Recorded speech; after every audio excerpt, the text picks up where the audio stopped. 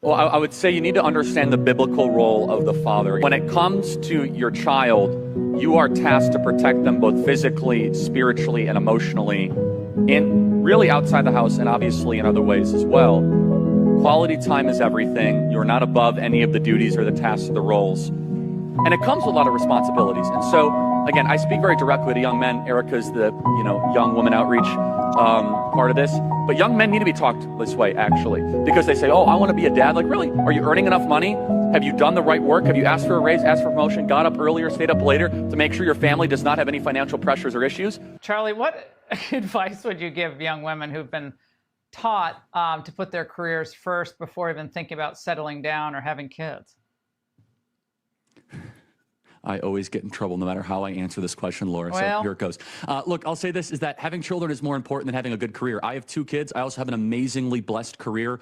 Our podcast is doing great, but my kids matter way more than how many social media followers that I have. And I would also tell young ladies, you can always go back to your career later, that there is a window where you primarily should pursue marriage and having children, and that is a beautiful thing. This is not about shaming. It's not about ridiculing. It's not about moralizing. It's about lifting up what is beautiful. And by the way, when we look at the mental health data, young women are not okay. Half, that is right, half of liberal white women say that they have some form of mental health issue that has been diagnosed by a doctor.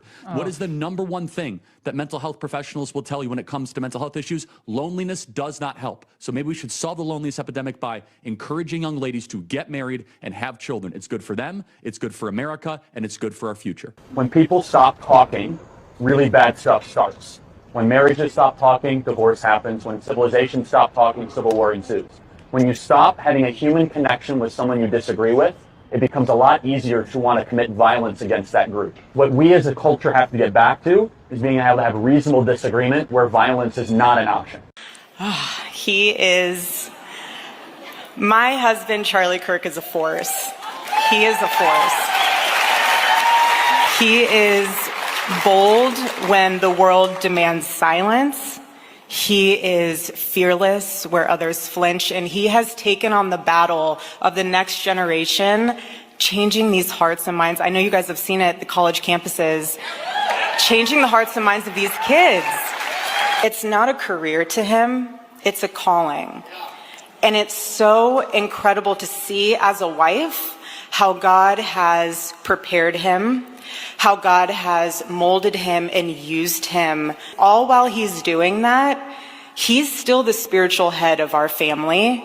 It is my honor to be able to introduce you guys to one of the greatest fighters that I know, who is so intentional, who is so amazing, and he never backs down from the fight because he knows who and what he fights for, and that is God, it's his family, and it's country. I want to introduce you guys to my husband, Charlie Kirk. I'm just flesh and bone, but more importantly, I'm a soul. And that soul is accountable to one being. I mean, I've had an unbelievably blessed life. Been doing this now, it'll be 12 years on June 5th. Such a young man to do it. So young. Yeah, so praise God. I mean, I've been all across the world. I've met with world leaders. I've flown in Air Force One, got to know a president. I have an amazing family. The podcast, Turning Point USA, all that stuff. And so you experience that and you're like, what actually matters? What matters is your relationship with the divine, your relationship with your family, your kids, and maybe a close collection of friends, and your relationship with the truth. Let me ask you tonight, do you think Donald Trump is a fascist? Yes, I do. This is what kicking the shit out of fascism looks like. Try to prevent the spread of the lawlessness and the fascist chaos that's been unleashed against us. So when we say Donald Trump is a fascist, fascism, a huge component of fascism is uniting racism, bigotry, a form of racist nationalism. We are now living in a fascist dictatorship.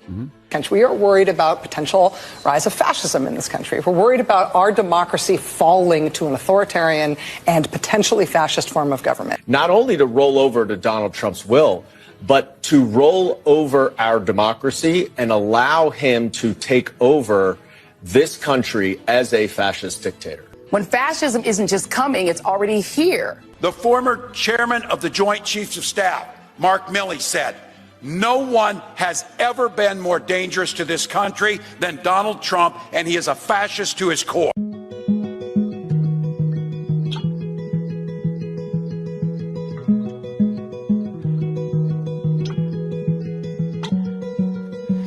Shot down and he was barely 31.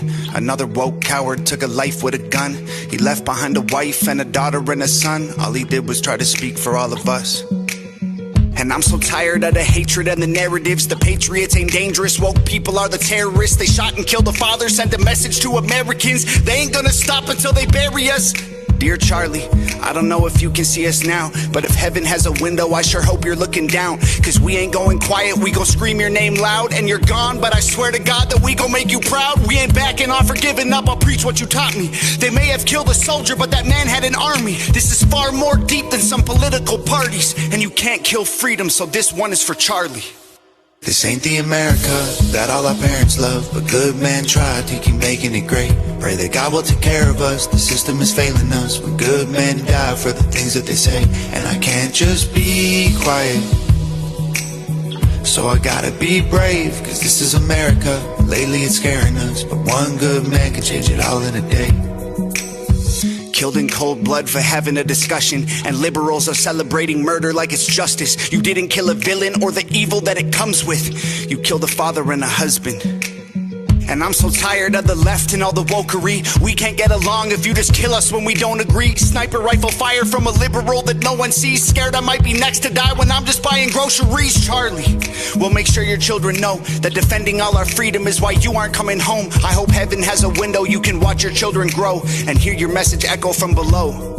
And we ain't backing off or giving up, I'll preach what you taught me. They may have killed a soldier, but that man had an army. This is far more deep than some political parties. And you can't kill freedom, so this one is for Charlie. This ain't the America that all our parents love, but good men try to keep making it great. Pray that God will take care of us, the system is failing us. When good men die for the things that they say, and I can't just be quiet. So I gotta be brave, cause this is America. Lately it's scaring us, but one good man can change it all in a day.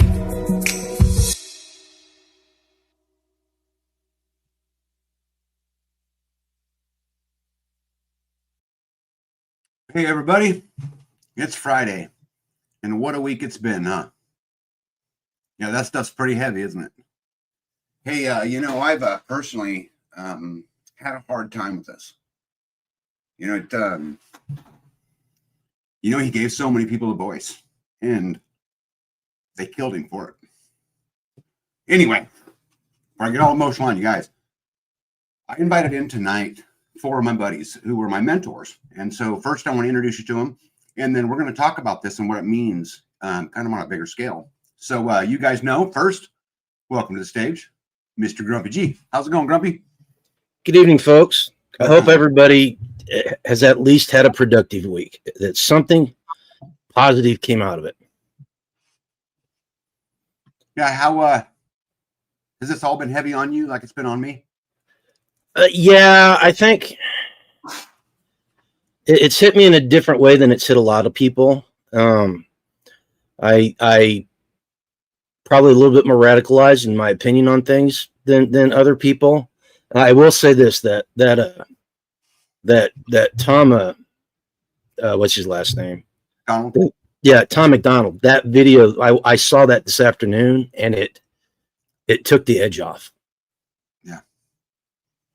Yeah, I think it's an important message, and we'll get into a lot of that stuff tonight. Yep. Second person I want to bring in, also a mentor of mine that, I ask guidance from a lot, and I actually make fun of on the lives all the time, and we call him Sharpshooter. But what's going on, buddy? Hey, how's it going, everyone? It's going good. Has this been heavy on you? Yeah, and a lot of it, I think, it's more anger because it doesn't surprise me that it happened. It's horrible, but yeah, you don't ever think it will, because you're like, oh, that's completely extreme. That's too far. And then when it does happen, you're like, oh, wow. I mean, but yeah, especially after the 2 attempts on Trump, and now, I don't know, it's hard, but yeah, it doesn't surprise me. And that's one of the worst parts about it, I think. When you take out everything else that is, about how horrible it is. I mean, of course, the family, the loss to the family, that's just atrocious. Because I have children, and that's part of what hit me the hardest on that was because they were there, right? I mean, yeah, and I'm with mine all the time. I think that's one of the, it is. It's just bad. I mean, all bad. Yeah. Well, I appreciate you being here, and thanks for being someone I can talk to for sure. Hey, next I want to bring in kind of the guy that really the whole idea of building a town one day really kind of began with over a half-hearted conversation. I don't know, half-hearted, maybe that's even the right word. An off the cuff, conversation, but I want you guys to welcome Matt from Rocky Top Ranch. And how you doing, bud? Doing great. Thanks for inviting me. Yeah, it's been heavy for you. It was, the beginning was very shocking. I was in the middle of a board meeting. Got a message come across my phone and saw that, and just was able to kind of look into it and see what was going on, and I had to maintain composure for the rest of the meeting, kind of keep it to myself, and it occupied my thoughts. It just was very, very shocking. It, in some ways reminiscent of September 11th, and the fact that it was like this big gasp, like now what, very, very shocking. And then as it set in later, and I talked to more friends and contemporaries, it really, really hit home. Just felt terrible about it. Yeah. Well, again, bud, thanks for being here. And again, we'll get into all of that stuff tonight. Last and certainly not least, we have a very good friend of mine who's kind of a madman in a lot of ways, but also very wise in a lot of ways, and has given me a lot of good advice. And you guys know them from the chat quite often as Life of Mike and Jenn. We call him Mario, but welcome my buddy Mario. What's up, dude? Good evening, gentlemen. Thank you so much for allowing me to be with you guys tonight. I agree with everybody that's come on to talk about how they feel. This is a lot of a stir of emotions in some things, and it's like trying to hit a moving target. Like, how do I feel right now, and how do I feel right now? It's evolving, it's changing. But they say that grief is love with no place to go. So it's it hurts, it hits, and it's this grief. I'm trying to find this place for it to go, and I'm hoping that tonight we can bring some direction, some clarity to everybody that's feeling those same things. Yeah, well, but I know this is not your thing, and I know that it.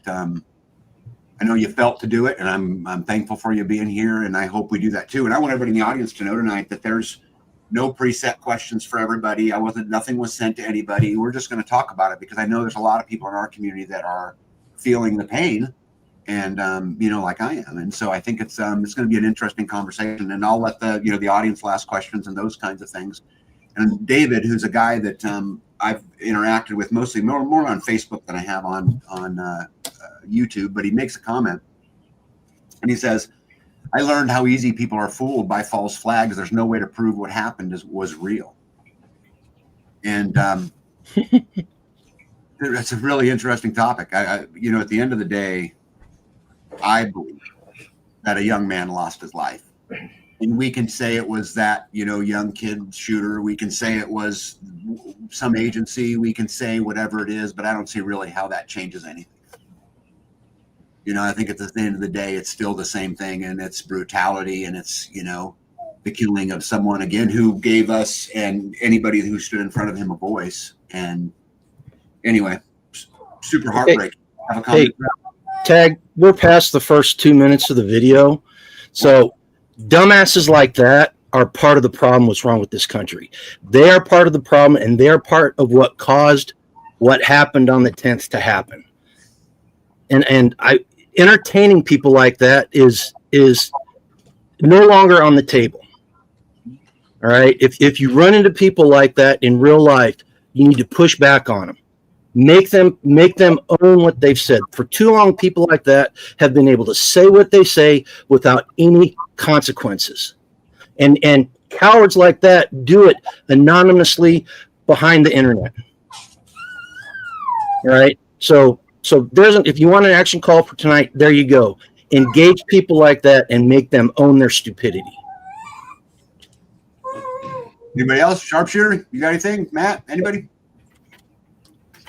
I agree. There has to be accountability. The longer we sit with our head in the sand and don't make examples of these people, the longer this continues. Yeah, oh, go ahead. Go ahead. No, you go ahead. I was gonna say, yeah, no, I agree with that. That's from the beginning. It's they have to set an example by it. So you can't just continue to allow it. And from the beginning they said, don't forget the death penalty is still a viable option. And in something like this, I mean, I feel that it should be excised, honestly.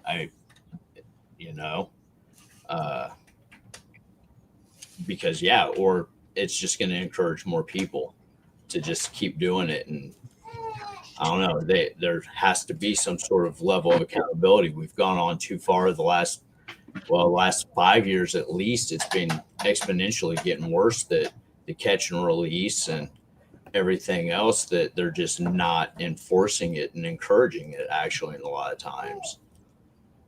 But so speaking specifically to the gentleman's statement, of course I don't have the whole context of what he meant by false flag. If he meant the whole thing is faked, I find that pretty hard to believe. But if he's referring to that the person that was arrested as the potential shooter, I have no way of believing whether that guy is for real. I mean, we were told for how many years that JFK was shot by a guy in the bell tower, and we know that's absolutely false now. I mean, so yeah, maybe the guy that they picked up as the shooter is not the shooter. I think that's perfectly acceptable. That's how we believe anything now. How do we believe any of that stuff is real? I mean, we know Charlie Kirk was assassinated, murdered, shot in cold blood. But as far as who did it, I think the jury could still be out. We may not ever know. Yeah, but I think the argument that I'd make to that is, why does it even matter? I mean, because I think at the end of the day, let's suppose for just a moment that person was the person who did it.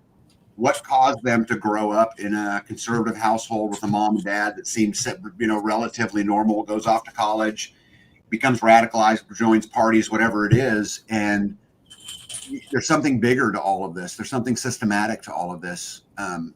It's much, much bigger than who it was, or even who was shot, for that matter. Because the lady that died on the train the other day, right? The white lady that was stabbed in the neck, that died of the train the other day, or the two school shootings that have gone on in the last 10 days. It's all still part of the same bigger systematic issue, in my opinion.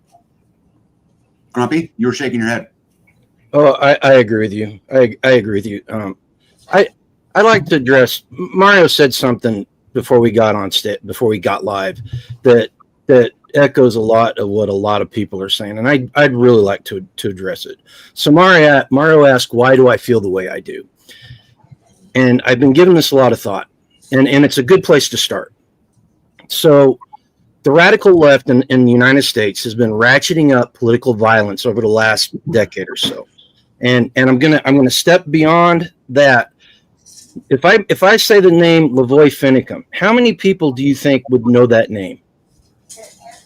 Not very many. I know who he is. You do. I know you do. I know the people in this group probably know who he is. But for the most part, people wouldn't know that. And here's the reason why.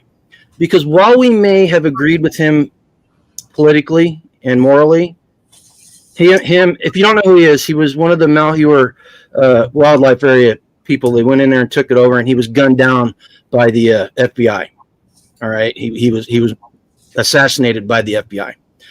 But he was soon forgotten because he was an outlier. He was a radical, and a lot of people have nothing in common with him. And so the political left, the radical left, starts ratcheting up the violence. And it happens to politicians. If I mention the name Melissa Hortman, who on the panel knows who that is? Melissa Hortman? Hortman. Mm-mm. She was the Minnesota state legislature that was gunned down by a leftist in her doorway. We don't know her. We don't get really upset whenever a Republican congressman gets shot at, or the softball game gets shot at, because they're politicians, and quite honestly, they don't have a lot in common with us. And President Trump, again, while we may agree with him and we may be very upset because they tried to assassinate him, there's no connection there. There's no connection there. Charlie Kirk, on the other hand, held the same beliefs that we hold. He had the same faiths that most of us hold. He was an ordinary person that was doing something very extraordinary.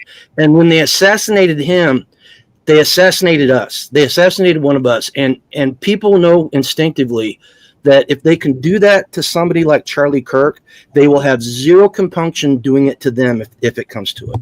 And that's why it hits so hard, because of that realization right there. He was one of us. Well said. And I think I share that same sentiment, that he was one of us, that he spoke the values that we stood for, that he stood up for life before it was born. He stood up against abortion. He stood up for the children. And man, talk about a guy that could take a punch over and over and over and not return one in hate, and how effective that is. And I've been talking to a few friends the last few days about this, and one was a prison minister. He saw a lot of things, but one of the things that he had to encounter was losing his own son to a drunk driver, and he had offered forgiveness to the man who killed his son and fled the scene and was caught and then had brought to justice. But on live news, he had given forgiveness to this man, and he pointed out something to me. He said that the time that Charlie died was 12:24, we'll say, and he said, if you look in John 12:24, it says, but Jesus, and they were searching for Jesus, and Jesus answered them saying, the hour has come that the Son of Man should be glorified. Most assuredly, I say to you, unless a grain of wheat falls into the ground, it dies. It remains alone. But if it dies and produces much grain, he who loves his life will lose it, and he who hates his life in this world will keep it for eternal life. And I look at that and I think of what Charlie's work was all about, and I think about what Christ's work was all about. And when they silenced Christ, it only amplified him over and over, and much fruit came from his death. But they tried to do the same thing to Charlie, and I just hope and pray that people are paying attention, and that this is not in vain, and that voice gets amplified louder and louder. Because Christianity, when Christ died, Satan overplayed his hand then, and Satan overplayed his hand now. He got into the minds of these children. He got into the lives by all the things that Charlie stood against, stood up for, which was broken homes and people that were being indoctrinated to hate America. And he was the counter to that.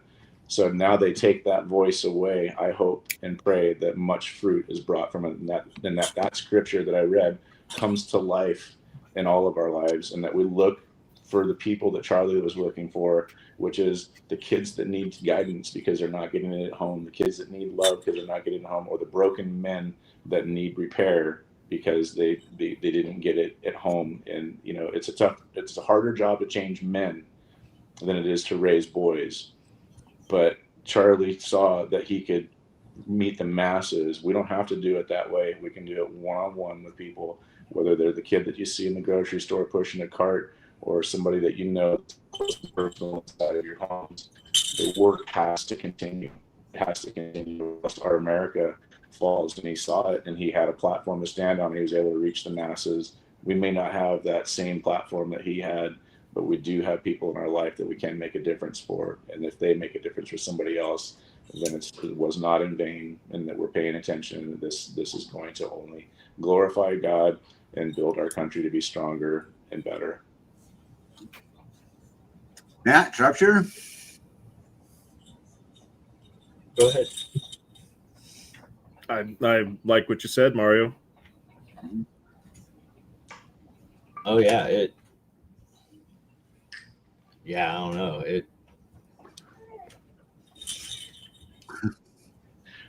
The angry side that I have to this, to touch on some of the things that you were talking about, Grumpy, is that you can't play both sides of the fence in the media. When you are the people like Obama or any of the lefts that have come out and said, this is terrible, we can't stand for this is all of these things, they're the same people that promoted all the hate. They're the ones that promoted all of the things that Charlie was against that were not sustainable for America. And so I'm angry about that. I'm angry at the reactions that a lot of them have given, and it's just lip service. So, I had this conversation with my son, and it didn't go so well because he felt as though there was just, one, it was too much for him to handle, and two, he felt there was judgment on the other side. And I said, son, I'm just trying to explain to you who your enemy is. Whoever shot Charlie isn't the end of this problem by bringing him to justice. The problem is all of the movement that we are trying to undo in our country of the things that are broken. And for that, it makes me angry that we have this fight that we have to continually combat against our children. So I look at my kids that have gone to these schools, they've been indoctrinated. There's undoing that needs to be undone. Oh, there's doing that needs to be undone, I should say, sorry. And the battle's real. I raised good kids. I brought them to church. I preached to them. I prayed with them. I woke up with them in the morning, and I went to bed with them at night, and we were a tight unit. And so we have a bond, and this is something that we'll get over. But there's a lot of homes out there that don't have that tight of a bond. And for the parents that don't have God in their life, that don't have a moral compass to go off of, this is where the fall comes. Yeah, so how do you talked in there about the broken homes and all of that. Charlie talked a lot about that, about the nuclear family, for lack of a better words, right? And how do we bring that back to a country that's living paycheck to paycheck, that can't afford to buy a home, that how do you turn it around? How do you turn the need for family around? Well, I think that he did it very well, and the facts that he pointed out to show what a broken family looks like, that a fatherless family looks like, and how our government has incentivized it. And to say you make more money when dad's not home than you do when dad is home. We see it in the school systems now. We've got a teacher that teaches a friend that teaches special ed in the local high school, and she has children that are not designed to be in those classes, and yet the parents are pushing to have the kids in there. So as the teacher comes and says, yeah, your child needs to be in regular classes, they say, no, I'm going to not get my paycheck anymore if they're in the normal classes. And so they would rather sell out their children and their future to have what's comfortable for them now. And that goes along with the saying of, you can ignore reality, but you cannot ignore the consequences of ignoring reality. And the reality is the things that Charlie's pointed out, statistically speaking, because we've tried this as a litmus test for so long now, we can see the fruit that comes from it, and it's not reproducing. We're continually making more and more takers than we are makers. And so his arguments that he would have, or debates with people when they would say, I can't get a job, I can't do this, I can't do all those things, he would debunk every time and say, are you getting up early? Are you doing this? Are you doing all of these things? Then don't tell me you're doing everything if you're not. Because if I can have the career path that I have without a college education, what can you do with one? So I think that Charlie, was very good at pointing out how you combat that problem and the necessary steps to do so. Yeah, Matt, how do we make a family popular again, or having a family popular again? I mean, I got some really controversial stuff to say on this. You ready? Yeah, I'm ready. Feminism's cancer. I agree. Modern feminism is cancer. Traditional feminism is healthy. Traditional feminism, what was the lady that ran for vice president with McCain from Alaska? Sarah Palin. Sarah Palin. Okay, they attacked her. The modern feminists attacked her and destroyed her and beat her down for what she had done, what she'd accomplished. She was a hero, really, to a lot of traditional women that I know, if you have this system that screams out, "Do as thou will," which is the only commandment in the Church of Satan, by the way. So do as thou will. Do what makes you happy. Oh, you're not happy with your husband? Divorce him.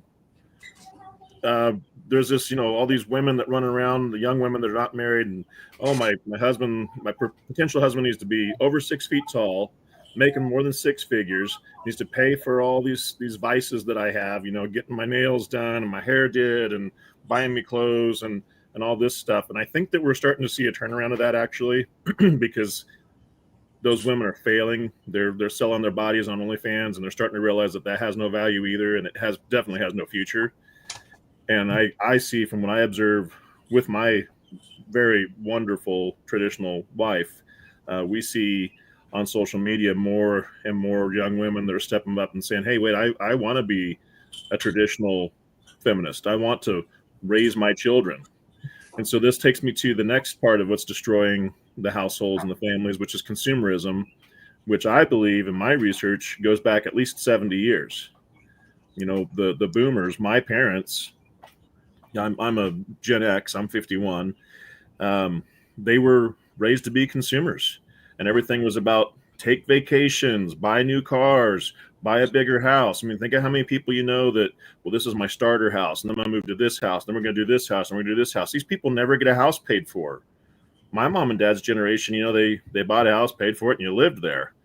But we've changed into this consumerism of keeping up with the Joneses, as my mom would say. We got to make sure that we show off to this person and that person. And so then you had to have 2 incomes. And the powers that be saw that, and they said, "Oh, wow, we can collect a bunch more tax dollars out of that." Okay, so then that feeds into, well, you're not raising your children, so guess who raises your children? The government. I mean, I am so sick and tired of my children are forced to spend a majority of their time growing in a public school system. But the court, I've been divorced twice, the court won't listen to me because I'm the one that wants to homeschool the kids. And my older son actually is interested in that, or interested in going to this parochial private school that I have access to. But no, he spends the majority of his time in a public school. And the school that my kids go to is a great school. We picked the best school that we feel like we could find that's a public school that fits with what their moms want and the government wants. But at the same time, my 14-year-old son, who should be spending more time with me and men like you, learning how to be a great man, learning the skills. I believe it does take a village, because my son has told Tag things they wouldn't necessarily confide to me. And I trust that Tag, teaches him things because his value system is similar to mine. And I would feel comfortable with him being around Mario. And I know Grumpy's talked to him and Sharpshooter's talked to him. And not that the teachers at my son's school are bad, but I'm a firm believer that by about age 14, 15, the public school system has taught most boys a majority of what they need to know. And at that point, they need to start learning trades and learning how to be a man. And I guess maybe if I'm old-fashioned, I'm old-fashioned. But guess what? You just asked me what brings us back to family values, and I think that's it. And so if I'm not molding my son in that time, and the men around me are not molding him, then who knows who's molding him? I mean, and again, those are probably very unpopular views with a lot of people. But until we escape that and escape the divorce culture, I would add, you got to bring back that masculinity, as well. But Sharpshooter, what do you think about this? Yeah, I agree with a lot of what Matt said. I mean, the breakdown in society. Yeah, around the 50s or so, they started advocating consumerism. They started brainwashing. What is it? Give me a child till to the age of 5, and I'll give you the man. Well, they start advertising, pumping ads into kids, and programming them. And then, like my generation and below, the parents were both at work, so the kids got raised by the television a lot of times, and that, I mean, a lot of that just raised a generation of narcissists, and that's a big problem of what I think we're facing today in society is the I, me factor. And in order, I think, to fix that, we have to get back to community, like what we are doing, trying to do here. You get with like-minded people, and that, I think, that is part of the solution to the problem. The getting your children, like Matt said, around like-minded people so that they can say, hey, it's not just, you don't have the schools pumping them 8 hours a day, 5, sometimes 6 days a week, telling them this is what you should think. And then they come home on the weekends when you get to see them 1, maybe 2 days a week after you've got them supper and to bed. You're very limited on time, and you're trying to instill in them the values that you feel. They don't have any incentive to believe you, though, because the rest of the time they're just getting pumped full of it at school. And then they see it in entertainment and music and the television they watch, and everyone's got a cell phone, so it's streamed to their brain in 30-second intervals constantly. And it's just sensory overload for children. And that makes it really easy for them to be moldable by negative influences. That's how you get people to, do dangerous things and harm other people, because it easily radicalizes them. And so, yeah, I mean, that's a big problem, is just the breakdown of the home and the community. And that's, I feel, what leads us to where we've gotten here today. Mr. Grumpy, what do you think about this? First, I want to backtrack a little bit, and I think I'm safe in saying this. Charlie Kirk would want us to pray for the soul of the shooter. All right, and that's a good place to start. And as a patriot and a conservative, and somewhat of a hothead sometimes, that's really hard for me to stomach. But we have to start there. The second thing, I want to piggyback on what Matt was saying. The gunman may have pulled the trigger and assassinated Charlie Kirk, but liberal ideology is what killed Charlie Kirk. And liberal females, liberal women, are the most dangerous thing in the country right now, because they are fanatical, and they in elementary to high school, they make up about 85% of the, it's not that high, 65 to 75% of the educators in this country. So they are indoctrinating our kids at a very young age. It's happening. And everything that everybody else on the panel said about the children is absolutely correct. More importantly, though, is we need to teach people how to be parents. Because if you're not engaged as a parent, all that indoctrination they get is going to stick.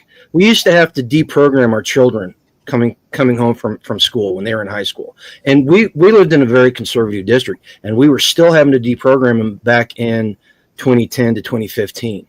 All right. So we need to teach people how to be parents, and the way you do that, and it's like this with anything. It starts with the individual, and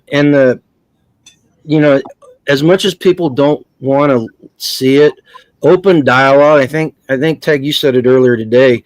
Open dialogue has to be part of the playbook, and we have to engage people, and we have to be able to talk, and that's only half of the equation, and the question doesn't involve the second half of the equation, and I'm sure it's going to come up in a little bit.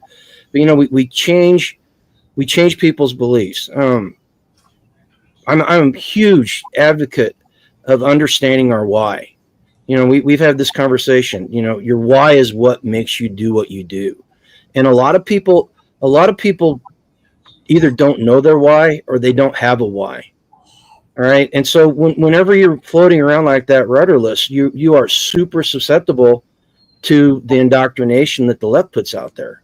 That's why they go after college age adults and high schoolers, and now elementary schoolers. That's why they go after them, because those individuals are not emotionally and mature enough. Most of them, I'm generalizing there. It's a very wide brush, and I apologize. But most of them are not emotionally mature enough to understand why they believe what they believe, so that they just glom on to anything they want. And liberalism, it's collective. It's coercive collectivism, and that's what we're fighting against. And in the process of indoctrinating these people, it gives them a feeling that they're good people. And it gives them a feeling that they're important in the world. All right. And they're not. By virtue of the ideology that they're following, they are a nameless feature in a system, period. The individual does not matter. Right. And this is where the whole I'm a good person and I can say that Charlie Kirk deserved it. That's where that whole thing comes from. Because they have this belief that they're a good person. And as far as I'm concerned, a lot of them are just evil as all get out. They're evil. The ideology and the stuff that they spew. I was kind of curious on the 10th. I was down at my son's visiting the grandchildren's. And I was curious. So after they went to bed, I jumped on YouTube and started cruising a bunch of lives that were happening, because I wanted to see what people were saying. I wanted to get a gauge of what was going on, and the amount of vile, disgusting comments that were made just really shocked me, and that's hard to do in that case, you know. So we start fixing the family by fixing the individuals. And teaching people how to be parents, and like Matt and Mario and Sharpshooter said, teaching young men to be young men. You know, there's a reason why the millennials are turning, the young men are turning conservative at a breathtaking rate. Charlie Kirk had a lot to do with that, but more importantly, they've grown up their entire lives being told that they are useless and they're evil, and that women would rather be in the forest with a bear than with them, and they're untrustworthy, and they can do nothing, and they're not needed. And why would somebody go into the ideology if that's the way the ideology feels about you? You know? So there you go. That's the long answer for me saying that we start with the individual. You know, I think it's interesting that we started talking about feminism and we talked about all of these things when I think that bringing back the strong fathers who stick in the homes, who look after their kids, who have morals and values, who put their own needs aside for the betterment of their family, is the beginning building block of every single family. You know, there's many things I did prior to having a family that I no longer did because my family had to come first. Mm-hmm. It's like every other male out there. And so I think it starts with the strength and stopping the demasculinating, masculine of men, and get rid of the modern form of feminism like you talk about, and try to make having a family popular again. You know, we've all talked on our podcasts about the birth rate won't even sustain at what it's at today. And so I think that would be a big push to come back. But I think it is even deeper than that. I mean, how do we change a culture that don't value life anymore? And this is I'm going to piss a lot of people off, and I don't really give a shit. We've murdered hundreds of millions of innocent American babies and continue to do it worldwide. We glorify death just in what happened to Charlie. They did that very publicly for a reason, whoever they is. I don't even care who they is, because to me, it doesn't even matter. But how do we fix a culture that no longer values life? Well, Matt touched on something that hit home for me when you talk about your kids in the school and the indoctrination and what you got to do to detune them and so forth as well. What would it look like for the young parents who have children still in school? What would it look like if you showed up even 1 hour a week? Better yet, if you didn't have 1 hour, if you showed up 1 hour a month in one of their classrooms to be a part of their class, be a part of PE, or to be part of their games or their coaching, things they're doing, and then be a presence in that room. And if you did it even just once a month, but you started in a group of other fathers or mothers who had those children as well, that meant that every day some parent was in there being one of a beacon light, if you will, to the, I don't know if your school's allowed. I know for me, I was able to participate in that and be a part of my kids' school life. And in doing so, I was able to know their teachers, and knowing their teachers was iron sharpening iron. And that then trickled out to all the other kids, knowing that, hey, there's a watchdog in here as well. So if this teacher's saying things, indoctrinating my child in a way that isn't fit morally, then I can then stand up to that and challenge that person, rather stop it while it's happening than wait to try and clean up the mess after it's been done. And what would that look like for us just in our schools to go and be a part of even just our own child? Start in your own home. What does that look like? And then the caveat to that is where's mom in this? And Matt, I know you got a dynamic that you're dealing with that's less than desirable, and so I'll pray for you, brother, that God just paves that path for you and shows you how to be a beacon light, if you will, without that resistance from the other half. But what does it look like for the ones that don't have that dynamic, that do have a mother and a father in a home? Is the wife being supportive? Is she lifting her husband up? Is she showing the children this is what a healthy marriage looks like? I can understand why kids don't want to have a marriage and kids and stuff, because they figure, why do I want to screw up another life when mine's already been screwed up? And so the brokenness in the home is another problem. But I think if we follow these basic steps, I go by the 5 F's, which is faith, family, fitness, and finance. 4 F's, I'm sorry, faith, family, fitness, and finance. And I put those in that priority. And the Bible tells us that the husband is the head of the wife as Christ is the head of the church. So if we are chasing after Jesus and our wife is chasing after us, who's she chasing after? She's chasing after somebody who's godly. She's chasing after somebody who's just like Jesus. And we're to mirror that.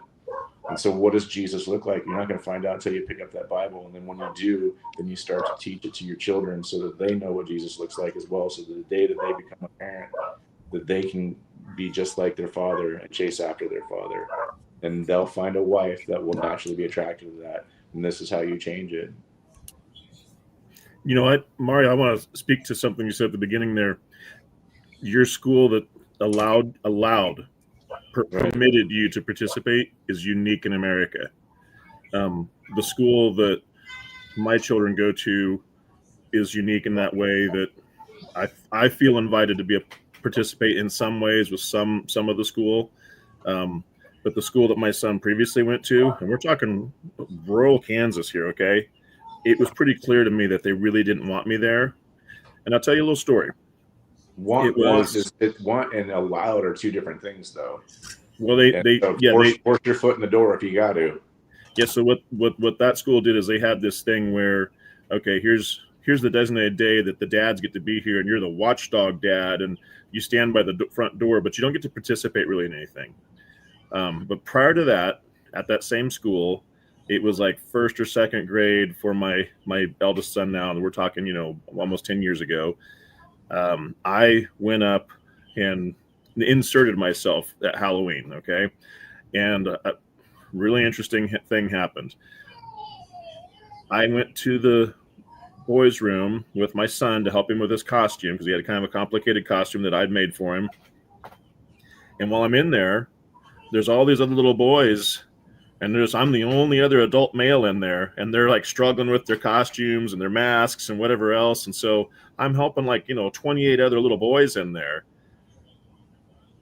On the other side, in the girls' room, there's, umpteen mothers in there, and, all the little girls are getting help. And as soon as I try to leave the boys' room, there's another boy, because, there was 5 grades at this school. And so I agree with what you're saying, that we need to be involved as parents. I think particularly fathers, should be more involved as much as they can. But again, the schools have to permit it. And I'm going to tell you, there's going to be a lot of schools across America that just don't want you there. And if you exhibit any of this toxic masculinity or insert, your conservative viewpoints, boy, you're going to get shuttled away pretty quickly. But I totally support what you're saying, and I also want to echo what you said too about marriage. My current marriage now, my wife for 3 years.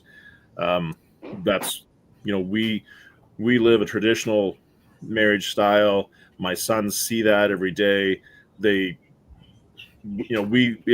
My wife and I discuss, on a regular basis, that it's incumbent upon us to exhibit success, to exhibit to them what a good marriage is. We're not screaming at each other all the time. We're respecting each other, just teaching them what the good marriage should look like. And I'm fortunate that I came from a household where my mother and father, were married and with each other until the day my dad died, which was, just a few years ago. And they were from high school. And not everybody has that. And if you're not from that, break the cycle. And there's some of my friends maybe right here that, broke that cycle and have really strengthened themselves, to be different than what they grew up in. But yeah, again, Mario, what you're saying is you got to be involved. Got to be involved. Yeah. Yeah. 100%. Sharpshooter, either one of you want to tackle why we don't value life anymore? Why we don't value life, or how do we change it? How do we change a culture that doesn't value life? I don't think you can. I don't think you can change a culture like that. The only thing you can do is overpower it, destroy it. And I know that sounds kind of violent, but I'm not talking in a physically violent way. But you start with the individual and you push back. Anytime you're into somebody like that if they've got an abortion, pro-abortion sticker on their car, you confront them and ask them why they're for murdering children in the womb. Some states they murder them outside the womb. If they're born alive, they leave them in a room to die. They're literally doing it outside the womb. And you push back, and at the same time, it's all about narrative. All right. So the one thing the left is really good at is painting a rosy picture, and it, when looked at objectively, it turns out it's all lies. But they paint a picture that people find attractive because it gives them power and it gives them meaning. We, as patriots and conservatives, need to start painting a better picture. One of the things I truly feel we dropped the ball, especially Gen Xers like from my generational peers, is we dropped the ball because we just didn't want to be. We wanted to be left alone. All right, and still to this day, I still want to be left alone. But going back to what Matt said and what Mario said, yes, you have to, as a father, you have to be involved. And I'm telling you what, guys, if your school pushes you away like Matt said they do, you become that guy. You let those educators know that they do not own your children. They are not to raise your children. They are not to indoctrinate their children. And if you run across an educator that's doing that, you get in their face, you stay on top of them, you let them know that they are being watched, and you complain about them loudly. Confront them every chance you get. Paint a narrative that shows exactly how bad and evil their thoughts are. That's why school choice is important, Grumpy. What I did after that was I took my kids to a different school. Well, and see, Missouri doesn't have that. Like, we couldn't do that. But what I could do, and I did do, was I let the teachers know that I was watching, and I went and talked to principals and school board members and superintendents. Both my wife and I did whenever things started getting out of line. And there's something else. Somebody pointed out to me, school boards across the country are predominantly liberal. All right, and conservatives, a lot of people, and again, this is a wide brush. All right, I understand that, but a lot of people don't want to be involved in that kind of stuff because they've got lives to live, whereas liberals like controlling people, and those are the type of things you find them on HOAs, you find them on school boards, you find them on volunteer committees, you find them all throughout the system because they like control. It gives them a sense of power and a sense of meaning. So one of the things we can do is become involved. You guys, I'm going to say you guys coerced me into applying for the zoning board or the zoning committee. We did. But in retrospect, it's something I should have done. It not necessarily that in particular, but doing something like that is something I should have done a long time ago. And I said it in that short that I made last night that, by the way, got me so much hate. I've got the inappropriate comments turned on, so they were all held. And I just basically deleted them all because it wasn't worth digging through and because of the amount of hate I got from it.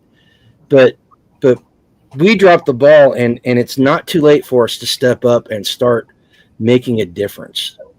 All right. And the only reason why I'm going that way and not reiterating what everybody else said about being a dad and the parents and everything is because they're absolutely correct. But there's more to it than just that. And we can do everything that we can. We can try as hard as we can to defeat liberal ideology and paint a better picture. But the simple fact is that they're still out there indoctrinating. They're violent now. They've let the genie out of the bottle, and they are violent now. All right. So we can do open dialogue. We can become involved, and just know this: you're going to paint a target on yourself if you become involved. Period. The radical left, and they are all over. In fact, I guarantee you that a lot of you got some in your family. The radical left has taken Punching Nazi to a brand new level, and they're applauding it. It's obvious that they want us dead. And like I said it before, how do you negotiate with somebody that wants to kill you or wants to see you dead or would applaud you being killed? How do you negotiate? And how do you talk to somebody like that? You can't. I say you show them what it is that you want, which is peace and which is love. And like going back to Charlie and the example that he set was, man, the guy could take a punch. To have the rudest of the rudest people say the most vile things to him and still be able to turn the other cheek and say, but that doesn't mean that I'm going to kick you off my stage and allow you to not talk. I'm going to continue to come at you with love. And for the ones that he won over, it was worth it. And again, I go back to that teaching of if you love somebody that already loves you, what have you gained? But when you've truly gained the love and respect of an enemy, you've gained something for life. And it's a matter of being able to change someone's mind. And like he said, when we stop talking is when things go bad. And, okay, Mario, I want to ask you a question then. How well has the policy of open dialogue and not pushing back worked so far? How's it gone in the culture war? Well, where are we now? Time will tell with this one, because when you look at just right now, the people that you would expect to lash out and hate and ugliness, they're on watch. Some of the news stations that you would have expected to retort with hate and so forth, realize they're being watched, just like a father being in a classroom with a child has got that teacher on watch. So first of all, they behave differently, and you give them something to stand against. So how is it working? I can't tell you that it's working great up till recent, with the results of Charlie being shot and assassinated, with Trump being shot at, and so on and so forth. But I'd also say that it also comes down to a policy change that needs to come into play, which is already coming into play. And so as we see the contrast, when we defund police, when we take God out of school, when we take God out of our government, when we take God out of all these things, and that when we try it your way, it doesn't work. So we have to have the contrast, unfortunately, for there to be the change. So will Charlie's death be in vain? And to answer your question, how does it work? Well, time will tell when we see that people have either stood up and become a louder voice, and that we will not go quietly in the night, as they say, and that we're going to stand for our truths and our freedoms and our values, and we're going to do it to protect the innocent. How many of those kids were Charlie's? None. But he had a drive to protect the innocent. So I say the same goes for us. And if you can't see it on a large scale, just start with what's in front of you. Start with what's in front of you now, your family, your home, your children, or the locals around you and the community that you have. And that's where you make a change. We're not going to change the world. I'm not going to change everybody in all the countries that are jacked up. I'm not going to change the people in the other states that are jacked up. And there will always be evil. And there will always be the battle. The battle will never be over until we leave this earth. But for the time being that we're here, while we try to make a difference and do the best with what we have, to me, start with the things that are right in front of you and try to make the difference there. And pray and vote for good leaders if that hopefully will do what they're supposed to do, because we can do on our part. Now we have the authorities at hand. So when we vote, when we change minds of people to vote in directions just like we did in this last election, not to say that I'm for one side being perfect and the other one's flawed. We both got flaws, but we got the lesser of the two evils with this election. And it's because we changed minds in the voters, and people like Charlie and his movement won that election for Trump. And people like Charlie and his movement are going to win the battle for the kids that are being indoctrinated in schools right now. And there you can already see that, like you said earlier, the conservative side is growing at a mass rate right now. So we're not going to see all the results that we want overnight. It's a frog in a pot that we have to look at, but we're also turning the temperature down as well when we make a difference in our homes. And if that's all that we can do, then at least when we stand before our Creator and have to answer, what did you do with the blessings that I gave you? You're not going to fail at that question. And because you can't solve the entire world's problems doesn't mean that we still don't have a responsibility to deal with the things that we have in front of us in our own homes. These are our blessings. Be responsible with them. Be fruitful with them. Tag made a point to me at one point, and he said, we don't put glyphosate in the ground because we have a responsibility to take care of this planet. We also have a responsibility to take care of our loved ones and the things that we be entrusted with. So what I've been entrusted with, I don't want to stand before God and have to answer anything other than I did my best. I did my best. And if that's all that we can do, then we can lay our head on our pillows at night and sleep with contentment, knowing that you did the best that you could do. Mario, I think I would argue the conservative side is exactly what they've been doing for the last 75 years, and it's progressively gotten worse. We're not making any ground. We're losing ground. Now, you might be able to make the argument that now is the time it's going to turn and it's going to head the other way. Yeah. Maybe you could make that argument, but I'm just going to tell you from my perspective, I think all of this, I hate to say it this way, but all this, let's just play nice and worry about ourselves and these kind of things. That's not what I'm saying. This is gotten us where we're at. This is why our food system is poison, our air is poison, our kids are being indoctrinated. The justice system is corrupt. I mean, this is why we're the way we are, is because strong men didn't stand up. And please respond, because I was not suggesting you were saying this. Yeah, no, that's okay. That's not what I'm saying. I'm saying be bold. Get in your classrooms. Get involved in your kids' life. Stand in front of them. That's not sitting back and doing nothing. That's taking control of what you can do within your home.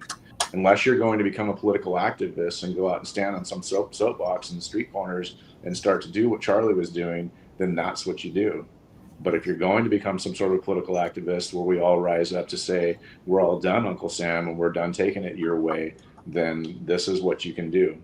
And so if you want to have the conversation of what it looks like to become some sort of political activist, that we can stand up before our leaders and say this isn't working and we want something else, then that's another conversation. But when I look at what our leaders are doing right now to try and combat the heinous crimes that are taking place, they're sending the National Guard into places like DC to be able to stand and make a presence. They're sending the National Guard into places like California to say, we're not going to put up for any more of your idiocy, whatever word I'm looking for your craziness, to burn down and riot and do all the things that you want to do. So we're on watch, and as we try to do what we said by close our borders and stop the chaos and stop the bleeding, we're making ground.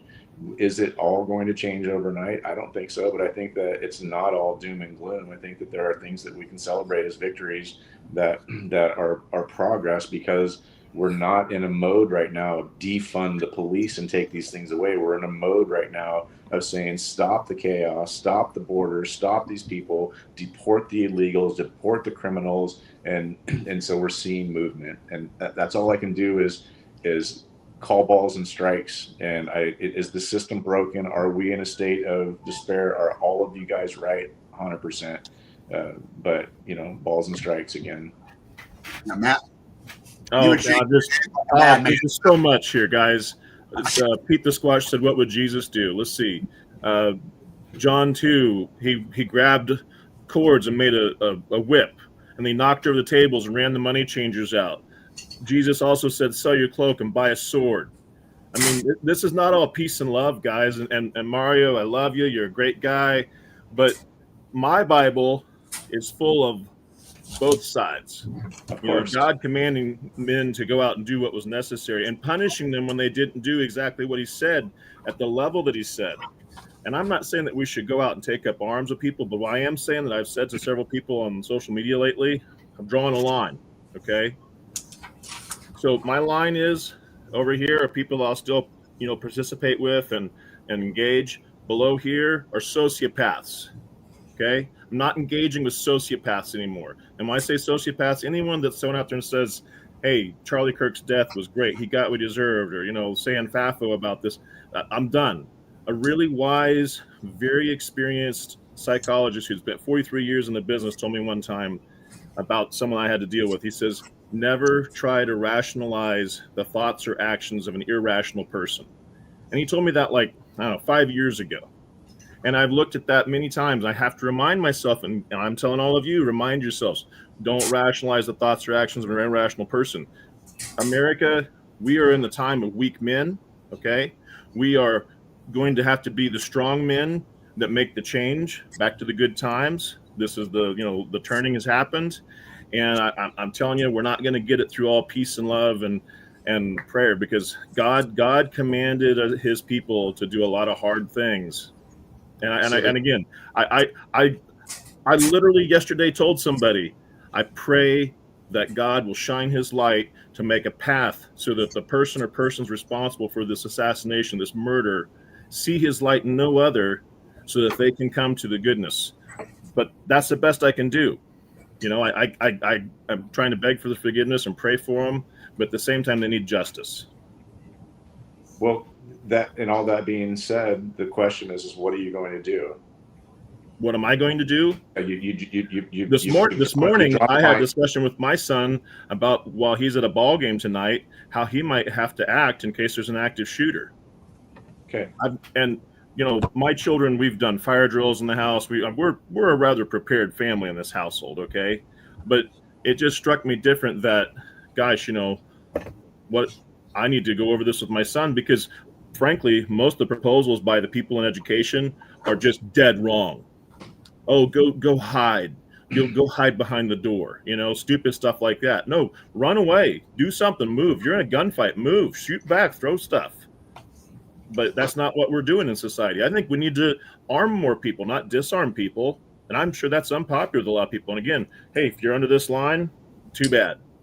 If you're above this line, get some training. Don't just buy a gun, get some training. Don't go do stupid stuff and harm people because they've got a particular letter by their name or a particular nationality, because I think that's stupid too. But get active and learn how to protect yourselves in these situations.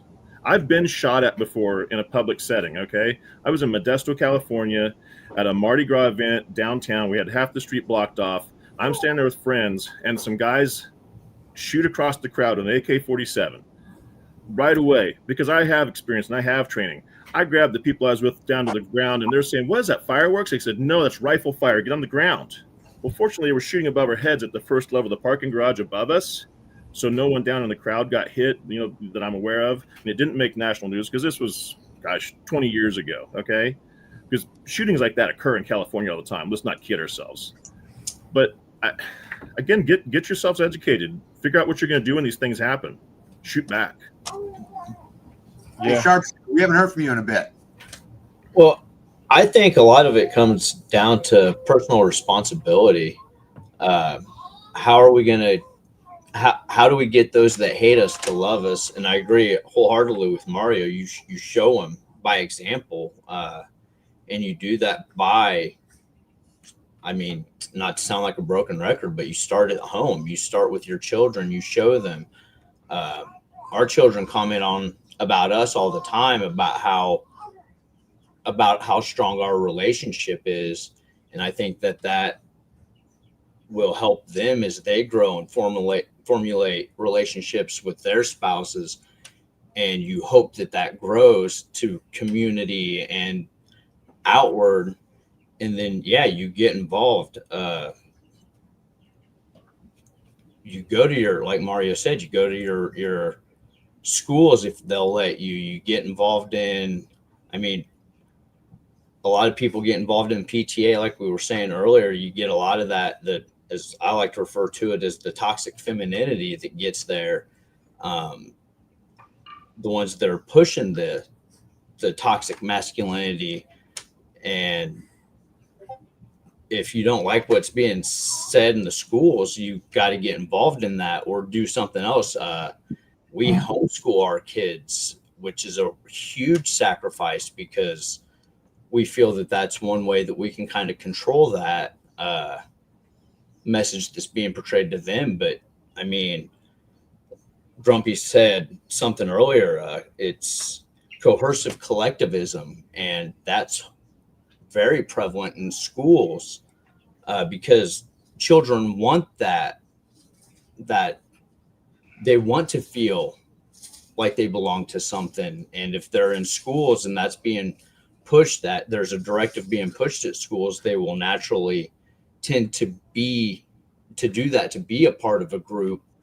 And we've got to be able to tell them when they're home, it's okay to be different than what they are or what they believe. It's okay. You don't have to. You have to stand up for your beliefs. It's, I tell them it's all about autonomy and personal responsibility to that. And you got to encourage them to lead by example. And you have to start with the kids. I mean, you got to start with a generation so you can perpetuate that. But you also have to be prepared because, like Matt and Grumpy said, if they really want to do you harm and you can't rationalize with an irrational person, you show them love, but you got to still be prepared. You do prep yourself. You do tell your children, just in case, this is what you do, this is what you believe. You can't use, I guess, apathy or ignorance as an excuse when the time comes and you're just like, oh, well, I didn't know. Well, a lot of us can see that. I mean, that's why we're talking about it now. You see the writing on the wall that times are changing, and there is that I mean, there has to be a turning point, right? We can't just sit around and talk about it. We have to get involved. We have to encourage that. You have to let the liberal leftism die by attrition. If they preach abortion, we just got to spread more about anti-abortion, because ultimately their ideology will kill itself out if you allow it. I mean, because it's not sustainable. And so the more we lead by example and show other people and encourage that and encourage the positive part of masculinity and what it is to be a real man and to be a husband and to be a father and be able to portray that onto the community, the more it'll spread. But Sharpshooter, I'll ask you, how is that sustainable? If what we do is grab a hold of our families and huddle into a cocoon, and we do that, again, the reason why I'm kind of opposed to homeschooling is because we only affect our kids. How do we make systematic change in a system that preys upon innocence by huddling in a corner and hiding? Well, and that's the point of community, right? That's the point of getting out and being able to say it. because not everybody, you have to have multiple facets. You can't have one person doing everything, right? So there are those that can go to the school board meetings and do all that, and that can change there. Just because one person or there's a collective of people that homeschool their kids together doesn't mean another group doesn't have kids that go to the same school, and you band together and decide, okay, we'll go to the PTA meetings, this meeting and this meeting, and you can go, to the other ones. And because it really does, you have to start with as local as possible. But I mean, to an extent, I get what you say with the homeschooling, but then you teach your children to evangelize that too, right? So you're spreading it, getting them to spread it out into the community, and they can spread that message. You know what B said to me tonight? Yeah. Right before the live, she leaned over, she gave me a kiss on the cheek and said, "You have to build a school."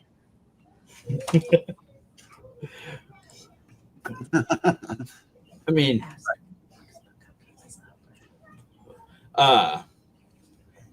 that's not a crazy idea. If you're gonna call it a school, just use the warehouse.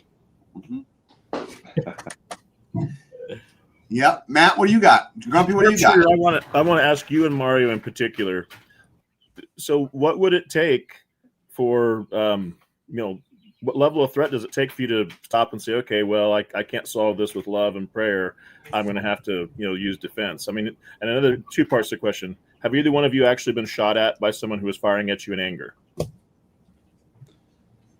So I'll respond to that. So yeah, just recently, Jen and I, in fact, I'm set to testify in a shooting that took place here in Arkansas about 8-9 months ago, where there was attempted murder, and we sat and witnessed it.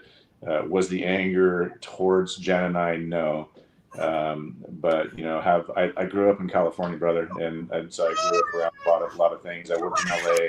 I was there while the Rodney King riots took place, and I had to go and work in it. I traveled with a gun and a shotgun under my seat, and so I know what fear's about. I know what being in a big city's about as well, and having to combat that. So if that answers Rodney King riots, sorry, Jen, correcting me.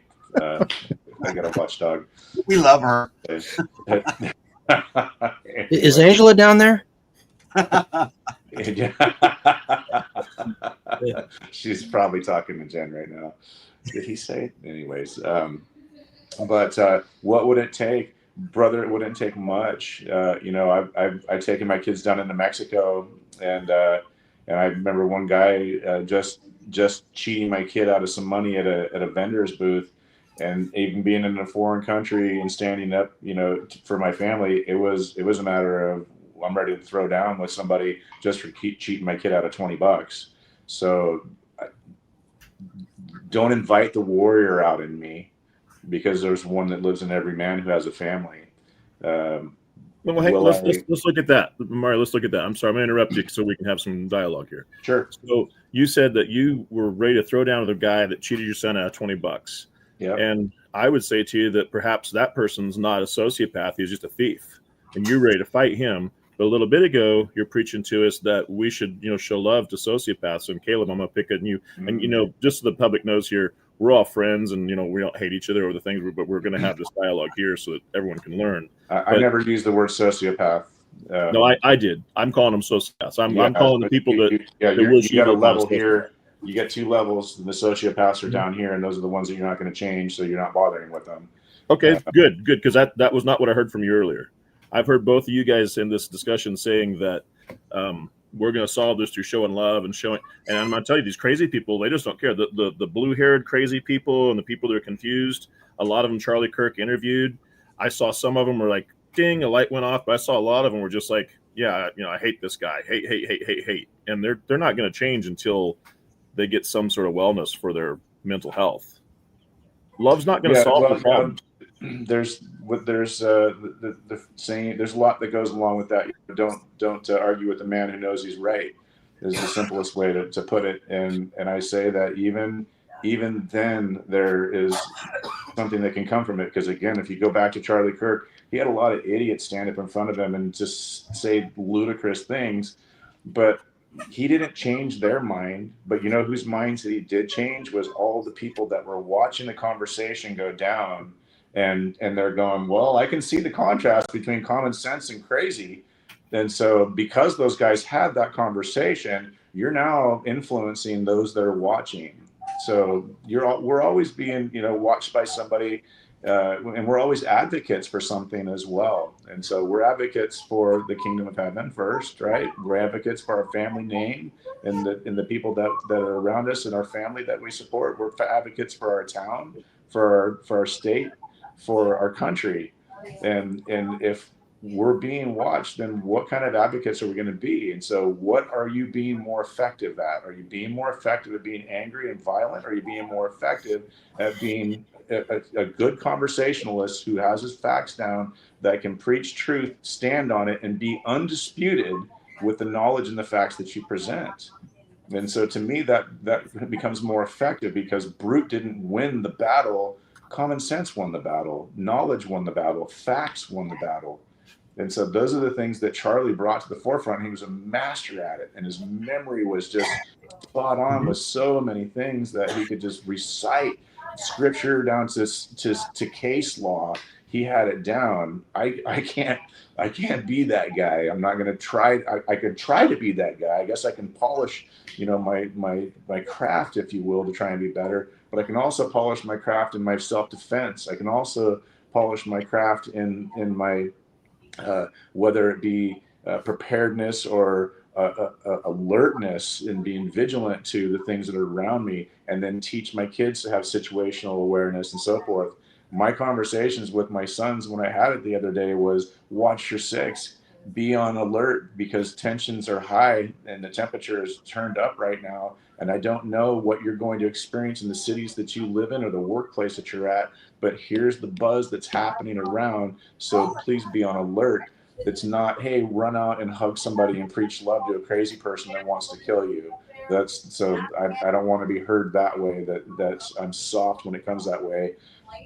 I'm nice until I'm not, and I'm called. If you're called to be a warrior, then there's a time for that. And if you're called to be a peacemaker, if we are called to be like Christ, then that's what we're to be as well. So yes, Jesus got angry. Yes, he stood up against it. Yes, he rebuked all the things that we're rebuking today in our current times, but he also did it with love, and he was very effective at the way that he did things.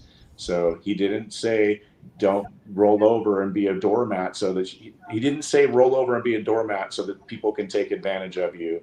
And any Christian who reads the Bible will know that there is a time for war and there's a time for peace. And so you just have to have discernment through a case-by-case situation. When you're confronted with the crazy guy shooting at you, you stop, drop, and roll, or do whatever you're going to do. That's the fight. Beware the warrior in the garden. There you go. No one's afraid of a gardener. Be afraid of the warrior that's in the garden. Yeah, exactly. And I want to say, what you said earlier about Charlie Kirk. That's why I've been telling people they killed one of the best of us. Yeah. Because I'm not cut out to do what he did. I can do that to some degree, but I can't do it day in and day out.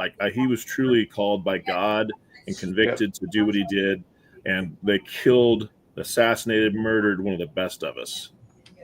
Yep, 100%. You're right, and that's what hurts so much, because he was that polished version that we wished we could be. But I can only take a lesson out of his book and try to go out and just carry on with the work that he started. So I'm going to do just that. And if I get called to be that warrior, rest assured I will be that. But I'm going to try peace first. Sure, of course. And one would argue that he did it with love.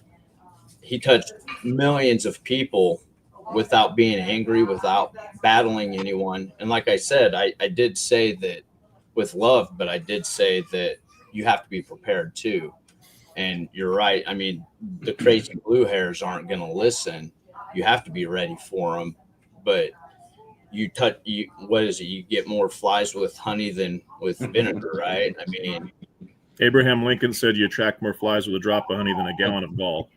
There you go. So, I mean, you can preach love, but yeah, you still have to be prepared for when they, I mean, but I think the message is more accepted.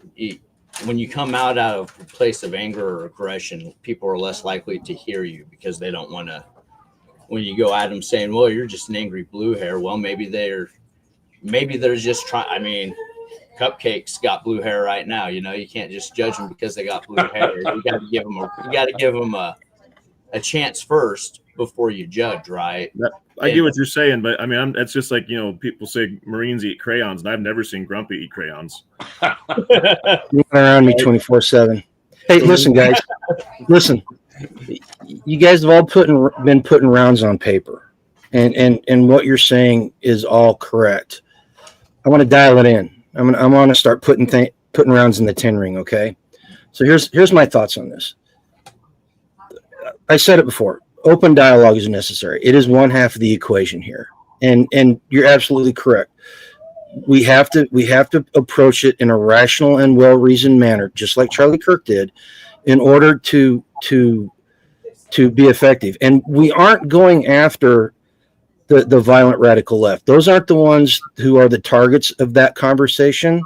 It's the people that are in the middle, the middle grounders, the ones who are in it because it makes them feel good, and they've been indoctrinated. Those are the ones that we go after, and that's how we form our arguments. Again, we paint a better picture, and the one thing Charlie Kirk was really good at. I don't know which one of you said it, but allowing them to make themselves look like fools. He was really good at that, and he did it with a smile. And he wasn't doing it out of malice. He was just doing it to show a contrast between our reality and their reality.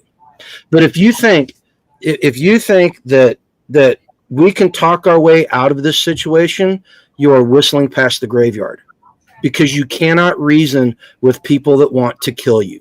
Right. You can't. The history is littered with the bodies of people that thought that they could reason with the people that were there to kill them. All right. So what's the other half of the equation? Violence. Violence is an answer. It's not the go-to answer. It's not the one we turn to right off the bat. We don't turn to it out of anger or malice. But we have to have the capability to do violence in order to make the first part of the equation, the open dialogue, happen. Because if that threat of violence is not there, they will walk all over us, and they will continue. I said it, the genie's out of the bottle. Expect more pundits to get shot. Seriously, more attempts are going to be made. That genie is out of the bottle. The left squeezed that tube of toothpaste of political violence for years, and with Charlie Kirk, they finally got the lid off of it. All right, and what it's done is it scared a bunch of normal people that thought that the left was just benign, and they've come to realize that they're not benign, that it is violent, and the violence is part of the ideology at this point. It hasn't always been like that, but it's like that now. So I've become an advocate of what somebody described as preemptive defense. Mario made the point that what, you can become an activist? Yes. Every single one of us needs to become an activist. Every single one of us. Anytime we're confronted with somebody that's spouting liberal ideology, we should confront them in a well-reasoned manner. We don't call them names. We don't belittle them, but we confront them, and we make them own it publicly. All right? And if they decide to get violent, then we handle it. We should be prepared to handle it, and handle it in a very extreme manner. I'm not saying go over the top. I'm not saying heads on a pike right off the bat. What I'm saying is you respond in kind. You learn how to escalate deadly force, and you use the force continuum to defend yourself. But we're being preemptive. And yeah, that person that you're running into at the grocery store that's talking about abortion like it's a good thing, or the person that's saying stuff about Charlie Kirk's widow, they don't have anything to do with your family, but they're affecting somebody else, and it's not trying to change the world. It's trying to affect what's around us. These people are in our communities. And if we allow them to run unfettered like we have for the past 75, 80, 100 years, almost, then they're going to continue to do what they do, and it's going to get worse and worse and worse.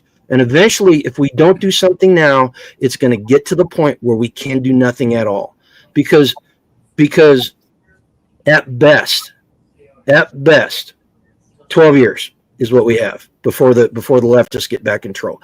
And if you think when they get back into control that they are not going to legislate their way into permanent power, you're kidding yourself. They learned their lesson with Trump twice.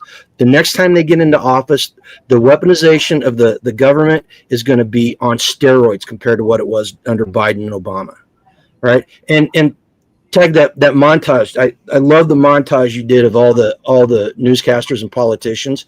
You know, those same people are out there now saying, "Oh, we violence isn't the answer. Violence isn't the answer." And people on the right, the spokesman for the sheriff's office, when they gave the press conference about capturing that knucklehead today, one of the things he said was, "We don't want, violence isn't the answer." He did that thing. And every single politician, every single Republican politician is up there saying the exact same thing. Are they going to protect you? No, they're not. We are responsible for our own safety and our own well-being. That's one of the keystones of what we believe in as the group that we're in, the demographic that we're in. At least I would hope that would be the case. All right. I would hope that's the case. But they're not going to save us. So if you are sitting there saying, well, we can't be violent. No, we should be violent. We should be righteously angry, and we should be able to engage in violence at the drop of a hat if need be to defend ourselves. All right. And somebody made a point today. I said this in Discord. We're hunting monsters at this point. This is what we're doing. We are hunting monsters, or more realistically, we're facing monsters. Okay. But eventually, if you don't want to get eaten by the monster, you've got to fight back, and you've got to hunt it down and kill it. All right. And the danger there is that we don't want to become the monsters that we're hunting, and becoming the monster that we're hunting is very, very easy to do because it feels good. It feels good. If you've ever been in that situation, it feels good, and that's the wrong thing. But at some point, chances are that we are going to have to become a monster of some sort. And I would rather that monster be somebody that's protecting my family and people that believe the same thing that I do than somebody that's out there hate-filled and promoting a culture of death, like Tag put it. All right. So but if you're not called grumpy, if you're not called to that fight on a daily basis, meaning you don't have the threat of some lunatic trying to kill your kids or shoot up a school, how do you make a difference in the lunacy? I think is what Tag's question is. Like, what do you do to make a difference in the lunacy? So Irina Yunovich, wherever her last name was, the young lady in Charleston, she was going home from work. That man stood up and stabbed her in the neck. Yep. 15 arrests. He stabbed her in the neck. So the threat of violence is there constantly. All right. The only way you're going to avoid it is by never interacting with anybody ever. Right. Going out in public, going to school, going to your child's school. Those children at the Catholic Church, the last one up in Minnesota. He stood outside the window and shot them, killed 2 of them and wounded 14 or 15 more.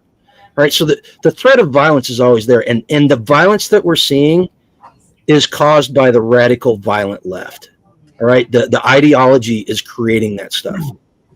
So there's the answer to that question. That's not an answer though. That's you're telling me more stories. What I'm asking is, what do you, Grumpy, Matt, Sharpshooter, Tag, and anybody else that's listening, what do you do to combat lunacy when it's not brought to the forefront of when you're not the person on the subway or on the train or on the bus or in the alley or whatever that's getting beat up or whatever, but that left wing craziness is there.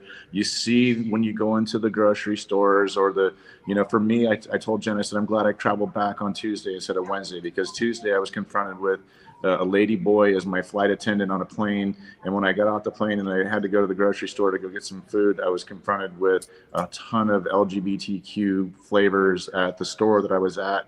And as I'm looking at their ideologies and the craziness and the clothes they're wearing and the makeup and just the debauchery that they've done to their bodies, I'm like, well, I don't know, I don't want to stereotype you guys, but you kind of probably, I could guess that you wouldn't align with all the things that I align with. And so if we were to have a conversation, we would not be like-minded. How do you combat that lunacy before it becomes the crazy on the bus or the train or at a rally? How do you combat that? What do you do with that? You make that type of behavior and that type of ideology unacceptable in society. How? Tell me. By becoming an activist, by confronting them. And I'm not saying going out and looking for problems. Quite frankly, I don't care if some dude wants to dress up like a woman. What I care about is when they try to start indoctrinating little kids and they start advocating mutilating preteens. That's what I care about. So if one of them starts talking about that, you push back. I don't care if you're in school or you're at the grocery store or you're on the bus. You push back and you call them out on it. We have to become activists. And if there's a rally, you run into somebody that's not like-minded, you see that they've got their soapbox and they're preaching that they want to kill babies and make everybody gay. What do you do with that? You confront them. You go armed with facts and you confront them just like Charlie Kirk did. All right. So and to me, that's not violence. That's free speech. That's you counteracting lunacy with logic. Yeah, but we saw what happens. We saw what happens with the violent left. Now, they murdered Charlie, or they assassinated Charlie Kirk. So if you confront them, chances are they're going to become extremely violent. Well, okay, chances is probably not the right. There's a distinct possibility that they can become physically violent. You have to be ready to answer in kind. All right, and I'm not advocating going out and looking for these people. They will let you know who they are. They are very proud of their ideology, and they will exclaim it as loud as possible to anybody that's within earshot. So I'm not advocating going out and hunting them, and I'm not advocating grabbing a gun and going out and hunting people like the left characterizes what we do. That's not what I'm advocating. We don't do that, and the facts prove that. The objective facts prove that. All right, but they will characterize us like that. And here's something else. Here's something else that you need to be ready for. When you do this, chances are you're going to get arrested, especially if there's violence, because law enforcement and the government is the only thing that has allowed this to propagate. They have kept people from being held accountable for their actions and their words. All right. When I grew up, if you talk like an idiot, you got your butt whooped. All right. You can't do that anymore. You cannot do that anymore. We have to be ready to do that. If somebody gets violent with us, we need to get more violent back with them. Well, and I love what the community stands for, because I remember at the last gathering that I was at there, one of the kids had gotten out of hand over something, and the other men stepped in to reprimand and to chastise and to say, hey, you can't do this. And it was that town raising the kid. Mm-hmm. And absolutely. And so, those are the things I think that we start with that are immediately, because you're going to run into that scenario 100 times more than you're going to run into somebody getting stabbed on a bus. And so what are we prepared for? Be prepared for both. Be prepared for both. Be sharp in every way, but also be the Gandhi, if you will, that can fit into all four corners of whether you need to be peaceful, be a preacher, be a warrior, or be a soft lover, and be able to fit into all of those quadrants effectively. And I think that's the best version of you that you can be. And when you teach other men to be that same best version of themselves, we make a change. We make a change for ourselves. I'm going to live a more content life myself personally, even if I can't change the world. But I feel like the time that I've spent in my life trying to take that approach with men, because I've dealt with fixing broken men my entire career of being a plumber. I've had a bunch of misfits that showed up that their parents didn't do their job with them. And I feel like had I not been there with that approach in their lives, that they wouldn't be the men that they are today. And so because of the men that they are today, they're raising families and they're doing good things. Yeah. And that's the best that I can do. Ideologically, they get in our faces. They get in people's faces all the time. And when they get in our faces, we need to push them back. We do it with dialogue, but we push them back at arm's length. And once we have that at arm's length, we push them outside our circle. And once we get them outside the circle, we push them further back ideologically. All right. And at some point, there's going to be a physical confrontation, just like what happened to Charlie Kirk. The reason why he was assassinated was because he was effective at counteracting their indoctrination. That's why he was ultimately assassinated, because that's the cardinal sin. You cannot take away the people that they indoctrinate. It is a violent cult that we are dealing with, and I appreciate everything that you're saying about love and being in all four quadrants. But the simple fact is, they will not let you be. They have a say in it, Mario. They have a say in it, and as soon as you accept that the paradigm on September 10th, 2025, the paradigm changed, and people need to come to grips with that. I don't like it. I do not like the fact that we're at this point, because the various routes this can go are very scary. I understand what civil war looks like. I have seen a war zone. I know what it looks like. All right. It's not something we want, because the outcome is not guaranteed. I'm going to use the word hate, and it's probably a little too hard, but I hate these guys on the right that are out there beating their chests saying, we need to go after them. We need to pick up our guns. It's time to start the Civil War. It's time to start this.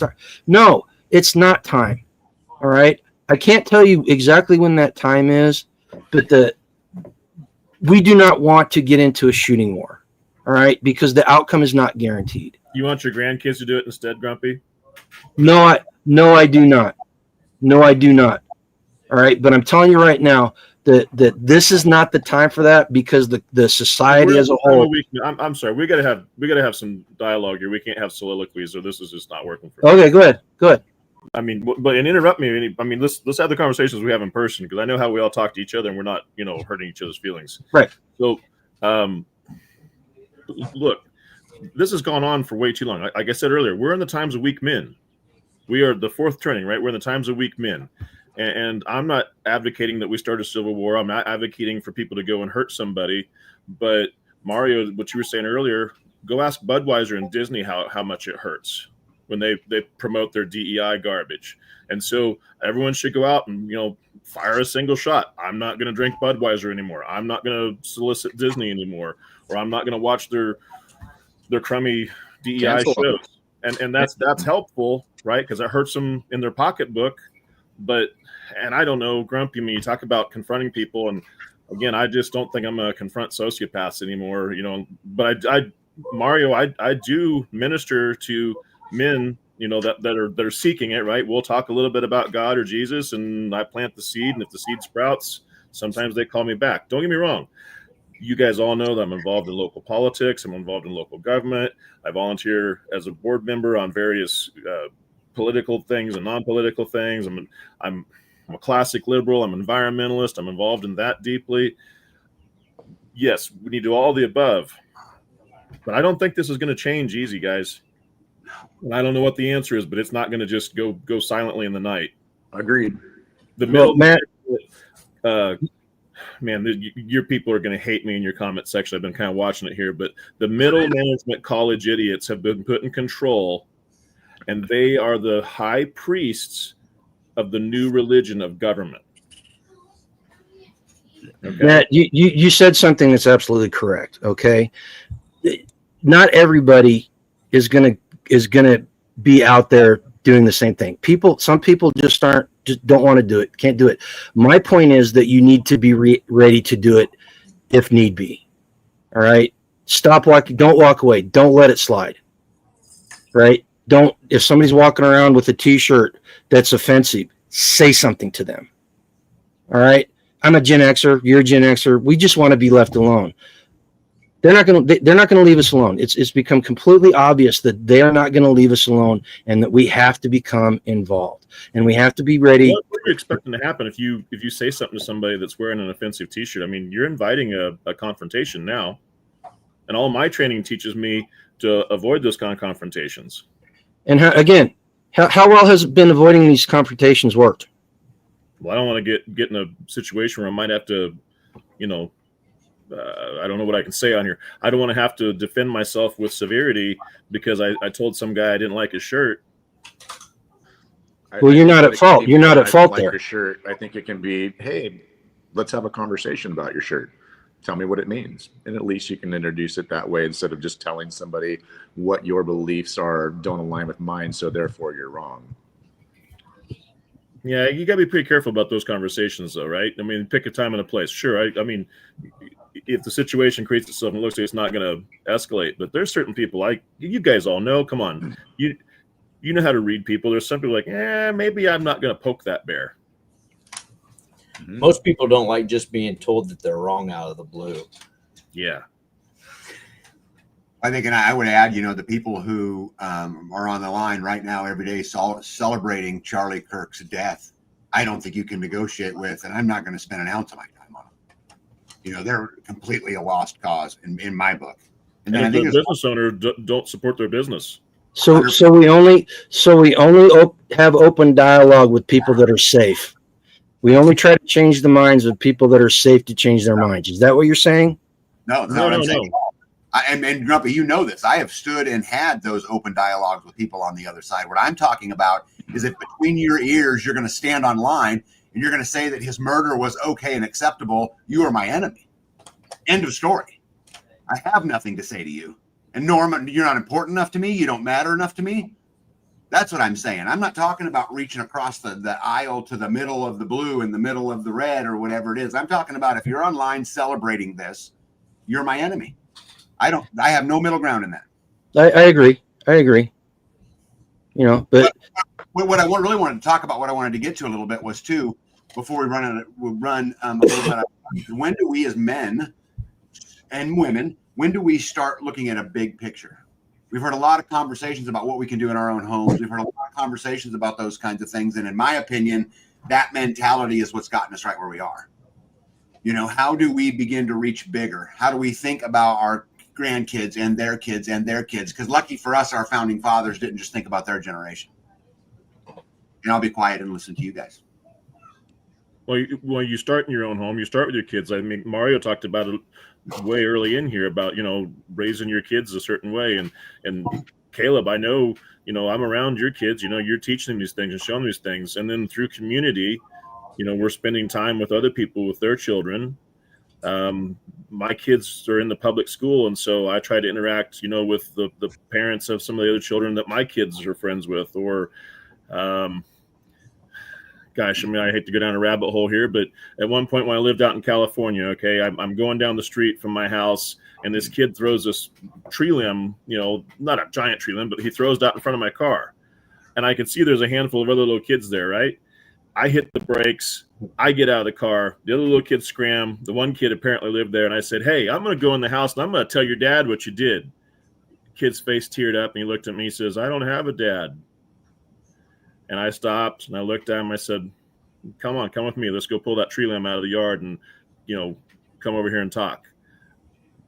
Basically a total stranger. Started talking to him. Every time I saw the kid after that, he waved at me. Maybe I made a ripple in the water, but yeah, we need to make ripples in the water, right?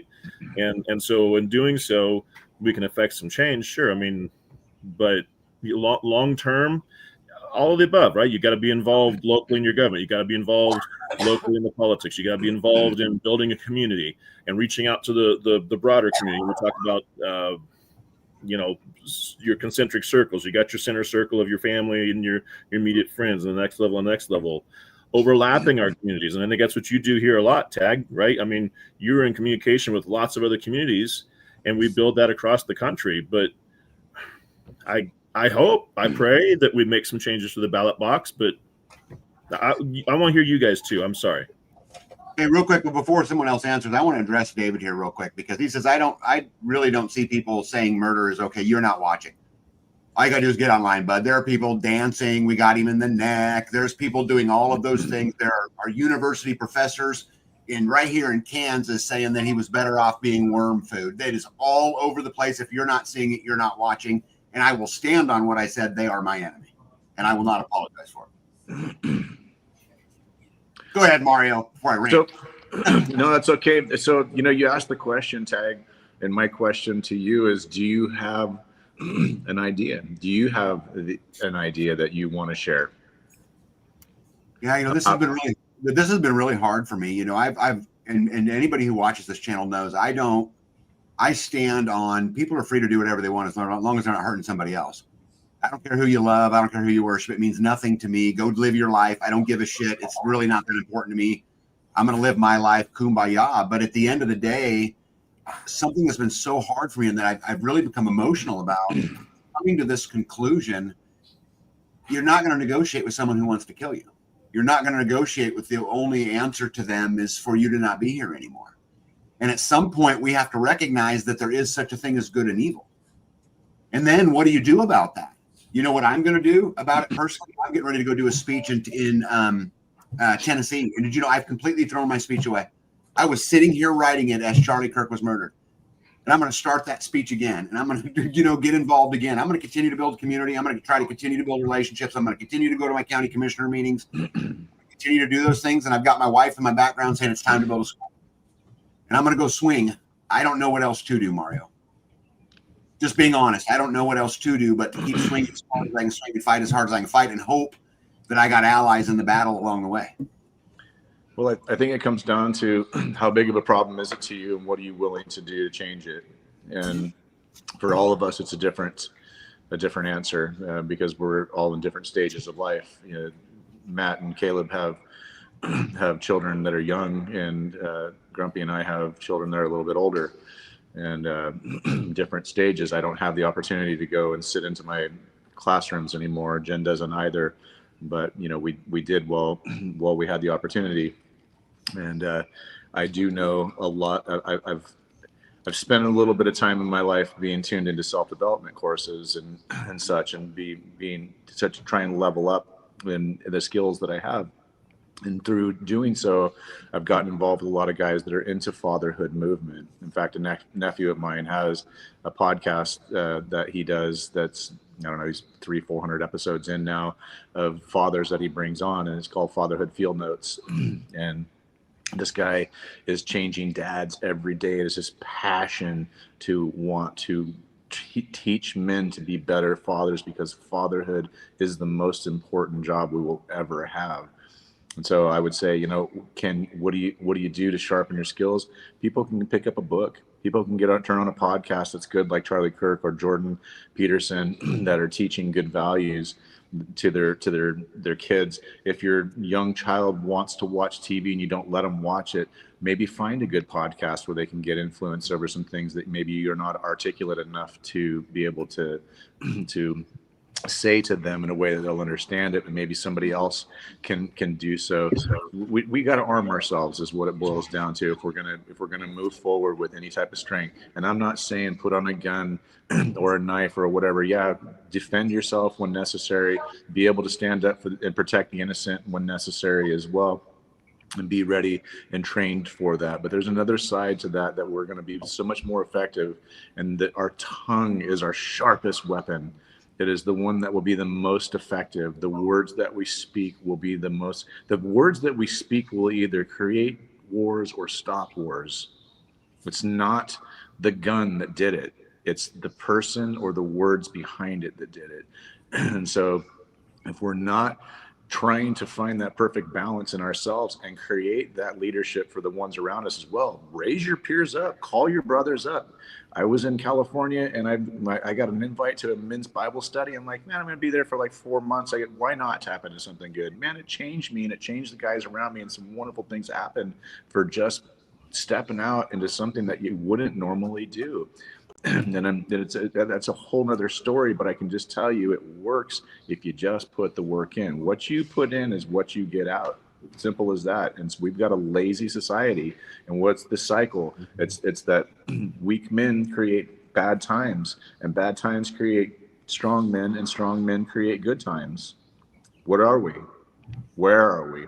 I think we're in the bad times era right now, but that's an opportunity for us to become strong men, to make a change for good times again. Our children deserve it, and our grandchildren deserve it. If we don't put our foot forward to do it, it's not going to happen.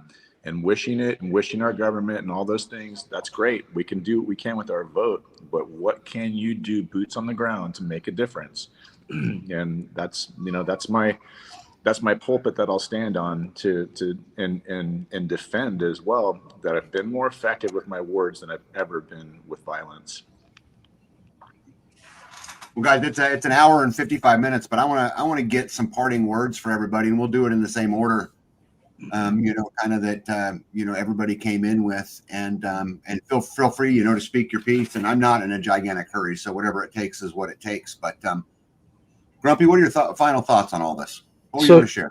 Tag, we cannot change the big picture until we change the little picture. And that's what we're doing in the community right now. So as far as that goes, we continue doing what we're doing, building community, becoming involved with the greater community, food independence, modern self-sufficiency. That's what we do. All right. And I want to part with this saying, Charlie Kirk was a militant. He was a nonviolent militant, but he was militant in his beliefs and in the way he presented them. If we do not become that type of militant, we're going to get steamrolled, just like we have for the past 50, 60 years. So militant does not mean that we automatically become violent, but we have to have the capability to do violence. And we don't shirk from people that are pushing against our ideology and our beliefs. And that's all I got to say about that. Well, Grumpy, I want you to know that I appreciate you coming on. And there's a lot of words that you've said over the course of our relationship that stuck with me. And there's some of those that hang on the community wall. And so I just want to thank you for that. All right. Matt, go ahead. Well, I believe that we, should strengthen ourselves with prayer. We should, strengthen ourselves with brotherhood. We should vote with our dollar. We should also show up and vote. We should get involved in our community. Get involved in, like Mario said, getting back to believing in something bigger than yourself. I remember decades or more ago, Glenn Beck said, I don't care if you believe in your toaster, you need to believe in something more than yourself.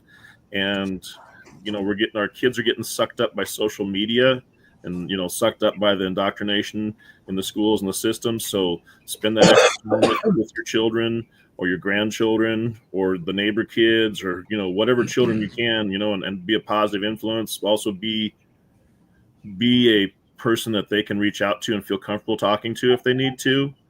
But lastly, listen, these cowards these far loony, crazy cowards don't commit violence where they know violence will be brought to them immediately.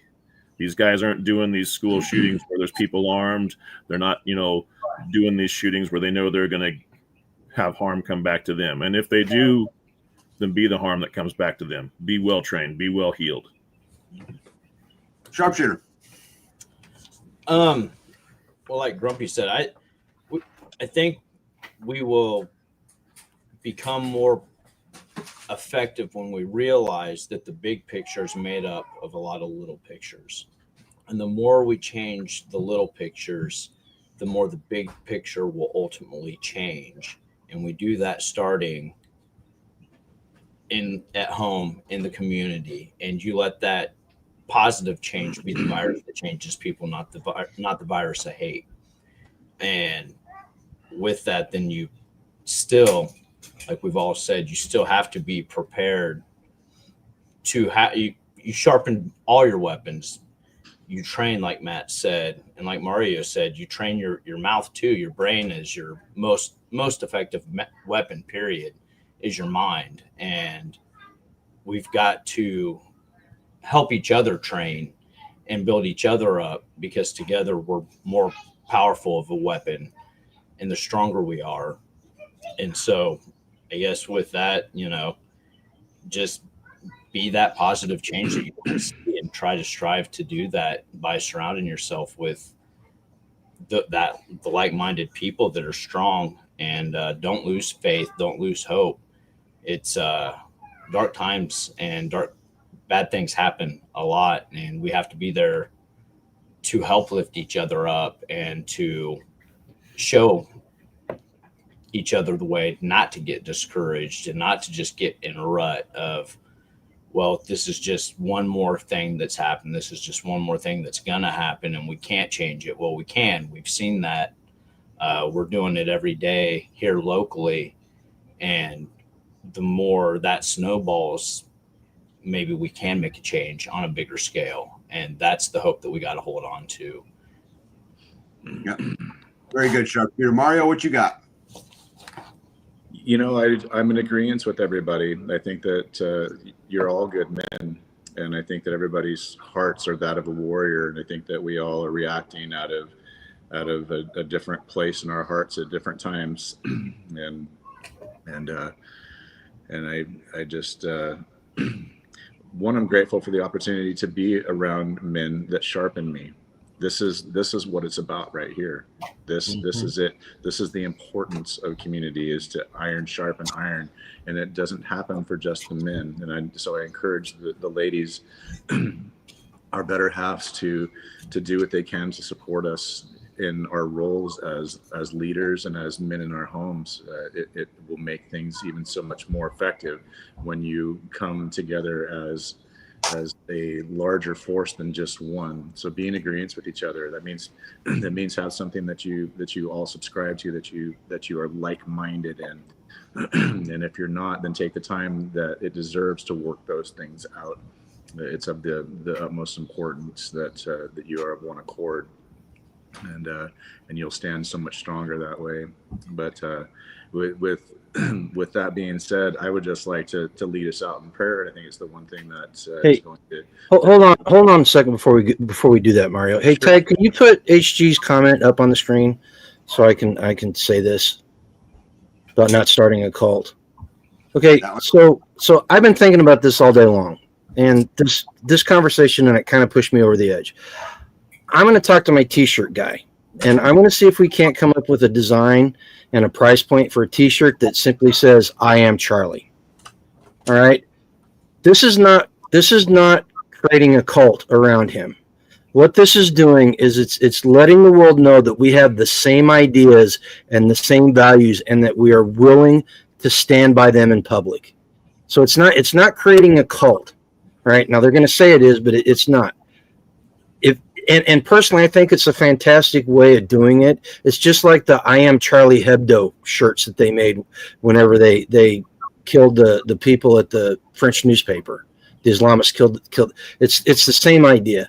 So I'm going to see if I can't get a good price point and a good design, and maybe make it happen. Right? Are you going to get some talls for tall guys? Well, it's going to be drop ship. It's going to be print on demand and drop ship if it happens. So you can order whatever you want, Matt. Cool. All right, Mario, go ahead, son. Yeah. All right. Well, Father God, I just thank you for this opportunity to voice our opinions, to have the freedom of speech that we have right now, to be able to reach others just through the internet as well. And that we would all be able to have this iron sharpening iron effect. I pray that above all, Lord, that your name is glorified in all of this, and that we are armed with the things that we need, mostly the gospel, Lord, to be able to go out and to be effective in fighting the enemy. And we know that we do not battle against flesh and blood, but we battle against principalities in dark places and realms that we just will never understand. But I ask that you would just give us all the things that we need to be able to combat that, to stand against the enemy firmly, to protect our loved ones, protect the innocent ones around us, Lord. And I pray for a movement, not just in our country, but on this entire planet, that the people would start to stand up and take their role to protect and preserve life. If something were like that, so simple, we're done on that girl who was just murdered, Lord, one person would have stood up, it would have been a shot heard around the world for innocence. And so I pray that you just give us eyes to see and ears to hear, to protect our loved ones, our homes. Lord, and I just pray that you put a special blessing over Tag and B as they continue to do your good work and bringing us together and standing up against the things that you don't stand for. We pray all these things in Jesus' holy and precious name. Amen. Amen. Amen. You know, I think for me, my parting word is you just never know what happens when we plant a seed. And, you know, as we began this video, Tom McDonald was singing about "I can no longer be quiet." And so I think what I would do is encourage everyone to no longer be quiet and to stand up even when your voice trembles, and still stand up and still stand up and still stand up. And maybe if we get enough of that going, you know, we can actually make some real. But I also think the days of tolerating that nonsense has got to come to an end for this country. We can't sit around and glorify fatherless homes. We can't sit around and, you know, glorify, you know, the non-nuclear family. We just can't sit around and glorify all of this anymore, in my opinion. And so I really hope that we can do these in just these little itty bitty steps, and that someday we can say this is what our life was for, and that it had some meaning beyond our own selfish self. And maybe there's a difference out there. I sure hope there is. And I can also, David Strom, I think, can take us out of here. So stay with the message of community. And I think that's true. I think with all of us together, we're a whole lot more powerful. And I want everybody in the audience to know something. Tonight's live was about you. It was about coming and having these conversations, but it was about healing for us too. And, you know, I purposely didn't send out a bunch of questions. I purposely didn't do those things because this has been hard on us. A lot of us have taken this really hard. And so I appreciate ZZ Top for coming into the show tonight. It's pretty cool. And we will see you guys on the next one. Ag, Sharpshooter, Matt, Mario, Grumpy out. Good night, everybody. Good night.